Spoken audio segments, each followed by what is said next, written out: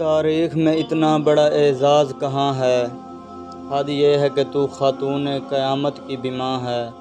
اے قبلہ اول کے لیے امن کی قندیل، اے مصف ناطق کے ہر ایک لفظ کی تعویل۔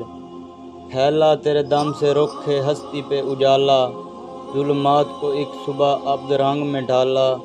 دنیا سے تیری سوچ کا انداز نرالا، بچوں کی طرح گود میں اسلام کو پالا۔ اے شان خویلد تیری توقیر بڑی ہے، مریم تیری بیٹی کی کنیزوں میں کھڑی ہے۔ توحید کی دنیا میں نگہبان بہت ہیں، ایک دین کی حفاظت کے بھی سامان بہت ہیں۔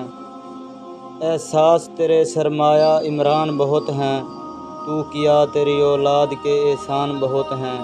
یہ کام تو نہیں جو تیری بیٹی نے کیا ہے، دم توڑتے اسلام کو شبیر دیا ہے۔ سرمایہ انفاس پیغمبر تیرا کردار، زہرا کی طبیعت سے نازک تیری گفتار، اور باب جہالت کو کچلتی تیری رفتار۔ اے دین مکمل تیری دولت بیدار، اسلام کی عظمت تیری مرہون رہے گی، تا حشر نبوت تیری ممنون رہے گی۔ جس در پہ تو صاحبہ دولت زار تھی، تیرے زر و دینار پہ دنیا کی نظر تھی۔ حیرت ہے کہ تو اس وقت بھی ابر گوہر تھی، تجھ کو کسی اجڑے ہوئے گھر کی خبر تھی۔ ہر کام تو مشکل تھا مگر کر کے دکھایا، ایک در یتیمی کو سرتاج بنایا۔